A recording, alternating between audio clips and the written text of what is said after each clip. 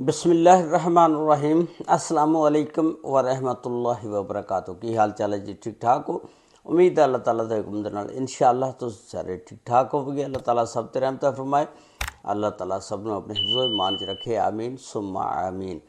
अज दे vlog दे विच मैं तुहाडे नाल एक सोशल मीडिया दे उत्ते बड़ी वीडियो गर्दिश कर रही आ। ये तस्वीर जिहदी वेख रहे हो तुसीं, इहदा नाम आ सना रफाकत अब्बासी। ये 23 साल की लड़की आ, नौजवान आ, खूबसूरत आ। इन्हें एक 45 साल के लड़के दे नाल जिहड़े डॉक्टर मंजूर साहब ने, दिल के स्पैशलिस्ट डॉक्टर ने, उन्हां दे नाल शादी कराई। इहदे शौहर ने दसदे ने कि गोली मार के मार दिता गया, लेकिन इस वाक़े दे विच पुलिस जिहड़ी आ हजे तहकीकात कर रही आ कि इहदा असल कातल कौन आ। लेकिन देखने वाली गल ये आ कि एक 23 साल की नौजवान लड़की ने एक 45 साल के उम्र के बंदे दे नाल किदां शादी की, क्यों शादी की, इहदी शादी किदां होई, और फिर शादी तो बाद की वजह बनी कि नौबत जिहड़ी आ इत्थे तक आ गई। और पुलिस ने फिर हुण अजे तक इहदी की तहकीकात कीतियां ने, उहदी मुकम्मल तफसीलात अज दी इस वीडियो दे विच। वाक़या जड़ा बड़ा ही दिल खराश वाक़या, यकीन करो कि एक बीवी जड़ी नौजवान आ, खूबसूरत आ, और डॉक्टर जड़ा दिल दा आ, आप इन्नी उम्र दा आ, 45 साल की उम्र आ, 23 साल बड़ा फर्क आ। तो उहदी सारी वजह अज दी इस वीडियो दे विच मैं तुहाडे नाल शेयर करांगा। ये वाक़या जड़ा 13 अक्तूबर दा आ। वाक़या जड़ा आ यह आज़ाद जम्मू कश्मीर का इलाका आ, दीयर कोट, उत्थे दा यह वाक़या आ। उत्थे एक फैमिली रहिंदी आ, उस फैमिली के सरबराह का नाम सी रफाकत अब्बासी। रफाकत अब्बासी दियाँ दो बेटियां, एक का नाम साहिबा, दूजी का नाम सना।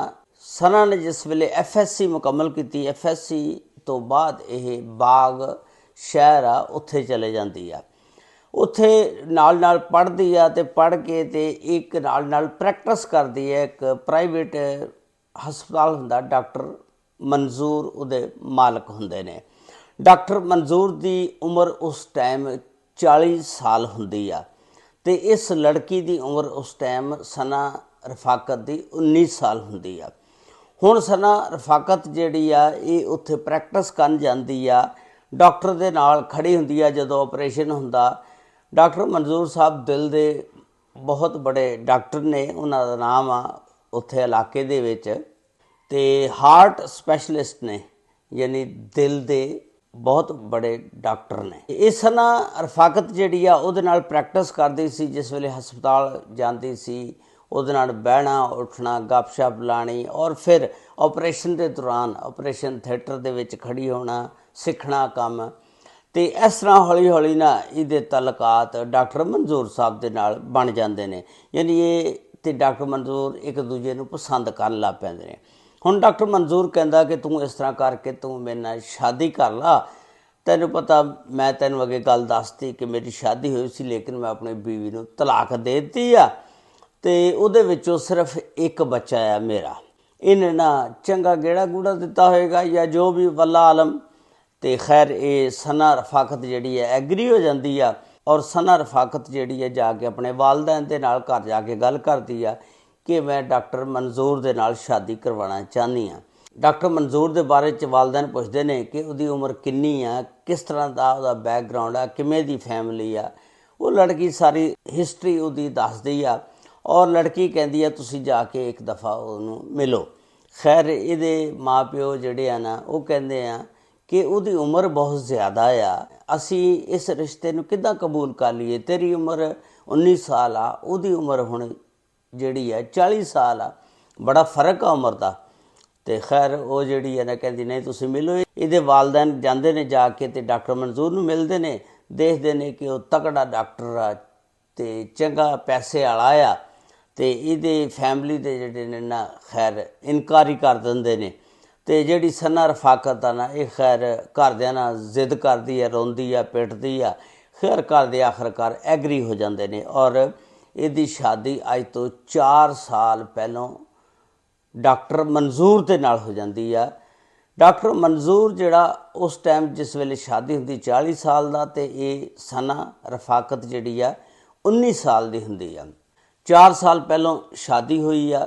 ਇਸ ਟਾਈਮ ਡਾਕਟਰ ਮਨਜ਼ੂਰ ਦੀ ਉਮਰ ਜਿਹੜੀ ਆ 45 ਸਾਲ ਔਰ ਸਨਾ ਰਫਾਕਤ ਦੀ ਉਮਰ ਜਿਹੜੀ ਆ 23 ਸਾਲ ਆ। ਇਹਨਾਂ ਦਾ ਹੁਣ ਅੱਜ ਵਕੂਏ ਦੀ ਤਰਫ ਜਿੱਥੋਂ ਇਹਨਾਂ ਦਾ ਰੌਲਾ ਸ਼ੁਰੂ ਹੋਇਆ, ਇਹ ਇਸ ਤਰ੍ਹਾਂ ਵਾਕਿਆ ਸ਼ੁਰੂ ਹੋਇਆ ਕਿ ਸਨਾ ਰਫਾਕਤ ਨੂੰ ਜਿਸ ਵੇਲੇ ਪਤਾ ਲੱਗਾ ਕਿ ਮੇਰਾ ਸ਼ੌਹਰ ਜਿਹੜਾ ਕਾਫੀ ਦੇਰ ਤੱਕ ਫੋਨ 'ਤੇ ਗੱਲਾਂ ਕਰਦਾ ਰਹਿੰਦਾ, ਗੱਪਾਂ ਛੱਪਾਂ ਮਾਰਦਾ ਰਹਿੰਦਾ, ਅਤੇ ਇਹਨੂੰ ਪਤਾ ਲੱਗ ਗਿਆ ਕਿ ਇਹਦੀਆਂ 2 ਹੋਰ ਬੇਟੀਆਂ ਵੀ ਨੇ, ਉਹਨਾਂ ਦੇ ਨਾਲ ਇਹ ਗੱਲਾਂ ਛੱਲਾਂ ਕਰਦਾ ਰਹਿੰਦਾ, ਅਤੇ ਨਾਲ ਇਹ ਬੜਾ ਠਰਕੇ ਕਿਸਮ ਦਾ ਬੰਦਾ, ਕੁੜੀਆਂ ਦੇ ਨਾਲ ਵੀ ਗੱਪਸ਼ਪ ਲਾਉਂਦਾ ਰਹਿੰਦਾ। ਬਸ ਉੱਥੋਂ ਫਿਰ ਇਹਨਾਂ ਦੀ ਲੜਾਈ ਦਾ ਆਗਾਜ਼ ਸ਼ੁਰੂ ਹੋ ਗਿਆ, ਫੱਡਾ ਸ਼ੁਰੂ ਹੋ ਗਿਆ। ਬਸ ਫਿਰ ਇਹ ਲੜਾਈ ਝਗੜੇ ਵੱਧਦੇ ਬਹੁਤ ਜ਼ਿਆਦਾ ਵੱਧ ਗਏ, ਇੱਥੋਂ ਤੱਕ ਕਿ ਸਨਾ ਰਫਾਕਤ ਜਿਹੜੀ ਆ ਇਹਨਾਂ 4 ਸਾਲਾਂ ਦੇ ਦੌਰਾਨ 2 ਬੱਚੀਆਂ ਦੀ ਮਾਂ ਵੀ ਬਣ ਗਈ। ਅਤੇ ਜਿਸ ਵੇਲੇ 2 ਬੱਚੀਆਂ ਦੀ ਮਾਂ ਬਣ ਗਈ ਅਤੇ ਹੁਣ ਇਹਨੂੰ ਬੱਚੀਆਂ ਦੇ ਨਾਲ ਬੜਾ ਪਿਆਰ ਸੀ। ਹੁਣ ਦੂਸਰੀ ਤਰਫ 'ਤੇ ਬੱਚੀਆਂ ਸੀ ਅਤੇ ਇੱਕ ਤਰਫ ਸ਼ੌਹਰ ਸੀ। ਹੁਣ ਸੋਚਦੀ ਸੀ ਕਿ ਜੇ ਮੈਂ ਸ਼ੌਹਰ ਨੂੰ ਛੱਡਾਂ ਤਾਂ ਬੱਚੀਆਂ ਮੇਰੀਆਂ ਜਾਂਦੀਆਂ, ਕਿਉਂਕਿ ਇਹ ਤਕੜਾ ਡਾਕਟਰ ਆ, ਪੈਸੇ ਵਾਲਾ ਹੈ, ਇਹਨੇ ਪੈਸੇ ਲਾ ਲੂ ਕੇ ਅਤੇ ਮੇਰੀਆਂ ਬੱਚੀਆਂ ਮੇਰੇ ਕੋਲੋਂ ਖੋਹ ਲੈਣੀਆਂ। ਇਹ ਫਿਰ ਕੰਪਰੋਮਾਈਜ਼ ਕਰ ਲੈਂਦੀ ਸੀ। ਫਿਰ ਇਹ ਇੱਕ ਦਿਨ ਨਾਰਾਜ਼ ਹੋ ਕੇ ਆਪਣੇ ਵਾਲਿदैन ਦੇ ਘਰ ਆ ਜਾਂਦੀ ਆ ਕੇ ਅਤੇ ਆਪਣੇ ਤਲਾਕ ਦਾ ਇੱਕ ਮੁਕੱਦਮਾ ਦਾਇਰ ਕਰ ਦਿੰਦੀ ਆ ਤਾਂ ਕਿ ਮੈਂ ਇਹਦੇ ਕੋਲੋਂ ਤਲਾਕ ਲੈ ਲਵਾਂ। ਖੈਰ ਉਹ ਮੁਕੱਦਮਾ ਕੇਸ ਚੱਲ ਰਿਹਾ ਹੁੰਦਾ ਕਿ ਇਹਨਾਂ ਦੇ ਦਰਮਿਆਨ ਸੁਲ੍ਹਾ ਹੋ ਜਾਂਦੀ ਆ। ਇਹ ਵਾਪਸ ਡਾਕਟਰ ਮਨਜ਼ੂਰ ਦੇ ਘਰ ਆ ਜਾਂਦੀ ਆ। ਉਸ ਤੋਂ ਬਾਅਦ ਇਹਨਾਂ ਦੇ ਖੈਰ ਲੜਾਈ ਝਗੜੇ ਫਿਰ ਵੀ ਨਹੀਂ ਮੁੱਕੇ। ਹੁਣ ਜਿਹੜਾ ਅਸਲ ਵਕੂਆ 13 ਅਕਤੂਬਰ ਦਾ ਇਹ ਵਾਕਿਆ ਆ, ਦੁਪਹਿਰ ਨੂੰ 2:30 ਵਜੇ ਇਹ ਕਮਰੇ ਦੇ ਵਿੱਚ ਹੁੰਦੇ ਆ ਅਤੇ ਧੜਾਲ ਦੀ ਆਵਾਜ਼ ਆਉਂਦੀ ਆ। ਨੌਕਰਾਣੀ ਜਿਹੜੀ ਆ ਦੌੜ ਕੇ ਜਾਂਦੀ ਆ, ਦੇਖਦੀ ਆ ਕਿ ਅੰਦਰ ਜਿਹੜੀ ਆ ਸਨਾ ਜਿਹੜੀ ਆ ਨਾ ਉਹਨੂੰ ਫਾਇਰ ਲੱਗਾ ਹੁੰਦਾ, ਥੱਲੇ ਡਿੱਗੀ ਹੁੰਦੀ ਆ।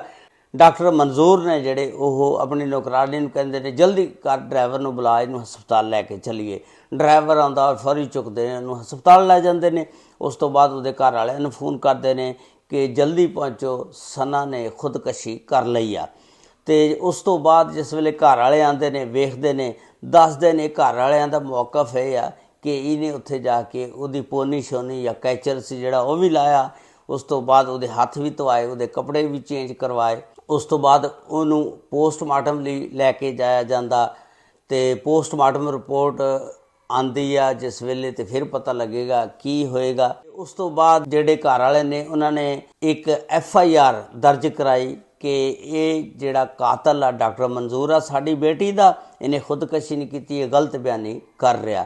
ਪੁਲਿਸ ਨੇ ਡਾਕਟਰ ਮਨਜ਼ੂਰ ਨੂੰ ਫੜ ਲਿਆ ਔਰ ਜਿਸ ਵੇਲੇ ਕਾਤਲ ਨੂੰ ਫੜਿਆ ਜਾਵੇ ਘਰ ਵਾਲੇ ਫਿਰ FIR ਦਰਜ ਕਰਾਉਣ ਔਰ ਉਸ ਪਰਚੇ ਦੇ ਵਿੱਚ ਫਿਰ 302 ਦਾ ਮੁਕੱਦਮਾ ਦਾਇਰ ਹੁੰਦਾ। ਫਿਰ ਬਾਅਦ ਦੇ ਵਿੱਚ ਤਫਤੀਸ਼ ਦੇ ਵਿੱਚ ਪਤਾ ਲੱਗਦਾ ਕਿ ਇਹ ਗੁਨਾਹਗਾਰ ਆ ਜਾਂ ਬੇਗੁਨਾਹ ਆ। ਲੇਕਿਨ ਇਹਦੇ ਵਿੱਚ ਪੁਲਿਸ ਨੇ ਦੱਸਦੇ ਨੇ ਕਿ ਪਹਿਲੀ ਦਫਾ ਐਸੀਆਂ ਲਾਤੀਆਂ ਕਿ ਉਹ ਮੁਕੱਦਮੇ ਦਾ ਨਾ ਸਿਰਾ, ਨਾ ਕੋ ਅਤਾ, ਨਾ ਕੋ ਪਤਾ ਲੱਗ ਰਿਹਾ।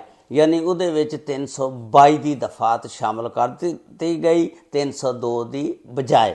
ਔਰ ਇਹਦੇ ਵਿੱਚ ਇਹ ਦਫਾਤ ਹੁੰਦੀ ਹੈ ਕਿ ਇਹ ਜਿਹੜਾ ਕਤਲ ਆ ਗਲਤੀ ਦੇ ਨਾਲ ਹੋਇਆ। ਗਲਤੀ ਨਾਲ ਕਿੱਦਾਂ ਹੋ ਗਿਆ? ਅਤੇ ਹੁਣ ਘਰ ਵਾਲੇ ਇਹੀ ਕਹਿੰਦੇ ਨੇ ਕਿ ਇਹ ਸਾਡਾ ਕਾਤਲ ਜਿਹੜਾ ਡਾਕਟਰ ਮਨਜ਼ੂਰ ਆ, ਲੇਕਿਨ ਡਾਕਟਰ ਮਨਜ਼ੂਰ ਇਹ ਕਹਿੰਦਾ ਕਿ ਇਹਨੇ ਖੁਦਕਸ਼ੀ ਖੁਦ ਕੀਤੀ ਆ, ਆਪ ਗੋਲੀ ਮਾਰੀ ਆ। ਲੇਕਿਨ ਇਹ ਫਰਾਂਸਿਕ ਰਿਪੋਰਟ ਵਗੈਰਾ ਸਾਰੀਆਂ ਰਿਪੋਰਟਾਂ ਆਉਣਗੀਆਂ, ਉਸ ਤੋਂ ਬਾਅਦ ਇਹ ਗੱਲ ਕਲੀਅਰ ਹੋਏਗੀ ਕਿ ਗੋਲੀ ਕਿੰਨੀ ਦੂਰ ਤੋਂ ਲੱਗੀ ਅਤੇ ਪਿਸਟਲ ਦੇ ਉੱਤੇ ਹੱਥ ਕਿਹਦੇ ਨੇ। ਸ਼ਾਹਿਦ ਸਾਰੇ ਜਦੋਂ ਇਕੱਠੇ ਹੋਣਗੇ, ਜਮ੍ਹਾਂ ਹੋਣਗੇ, ਉਸ ਤੋਂ ਬਾਅਦ ਹੀ ਫਿਰ ਪੁਲਿਸ ਇਸ ਨਤੀਜੇ ਤੱਕ ਪਹੁੰਚੇਗੀ। ਅਗਰ ਇਮਾਨਦਾਰ ਨਾਲ ਪੁਲਿਸ ਜਿਹੜੀ ਆ ਇਨਸਾਫ ਕਰੇਗੀ। ਲੇਕਿਨ ਪਹਿਲਾਂ ਹੀ ਉਹਦੇ ਵਿੱਚ ਰੱਦੋ ਬਦਲ ਕਰ ਦਿੱਤਾ ਗਿਆ, 302 ਦੀ ਬਜਾਏ ਦੱਸਦੇ ਨੇ 322 ਦੀ ਦਫਾਤ ਲਾਤੀਆਂ ਗਈਆਂ, ਕਿਉਂਕਿ ਡਾਕਟਰ ਮਨਜ਼ੂਰ ਇੱਕ ਤਗੜਾ ਆਦਮੀ ਆ ਔਰ ਸਪੈਸ਼ਲਿਸਟ ਆ ਦਿਲ ਦਾ। ਅਤੇ ਇਸ ਦਾ ਮੁਕੱਦਮਾ ਫਿਰ ਥਾਣਾ ਸਿਟੀ ਬਾਗ ਦੇ ਵਿੱਚ ਦਰਜ ਕੀਤਾ ਗਿਆ। ਅੱਜ ਕੱਲ੍ਹ ਸੋਸ਼ਲ ਮੀਡੀਆ ਦੇ ਉੱਤੇ ਬੜੀ ਇਸ ਸਨਾ ਰਫਾਕਤ ਅਬਾਸੀ ਦੇ ਹੱਕ ਦੇ ਵਿੱਚ ਆਵਾਜ਼ ਉਠਾਈ ਜਾ ਰਹੀ ਆ ਕਿ ਇਹਨੂੰ ਇਨਸਾਫ ਮਿਲਣਾ ਚਾਹੀਦਾ ਔਰ ਮਿਲਣਾ ਵੀ ਚਾਹੀਦਾ। ਅਤੇ ਇਹਦੇ ਵਿੱਚ ਦੇਖਣਾ ਚਾਹੀਦਾ ਕਿਹਦਾ ਕਸੂਰ ਆ। ਤੁਸੀਂ ਆਪਣੀ ਰਾਏ ਦਾ ਇਜ਼ਹਾਰ ਜ਼ਰੂਰ ਕਰਨਾ। ਆਇਆ ਉਸ ਲੜਕੀ ਦਾ ਕਸੂਰ ਆ ਜਾਂ ਡਾਕਟਰ ਦਾ ਕਸੂਰ ਆ? अल्लाह ताला सना रफाकत नूं जन्नतुल फिरदौस दे विच आला मुकाम अता फरमाए। अस्सलामु अलैकुम व रहमतुल्लाहि व बरकातुहू।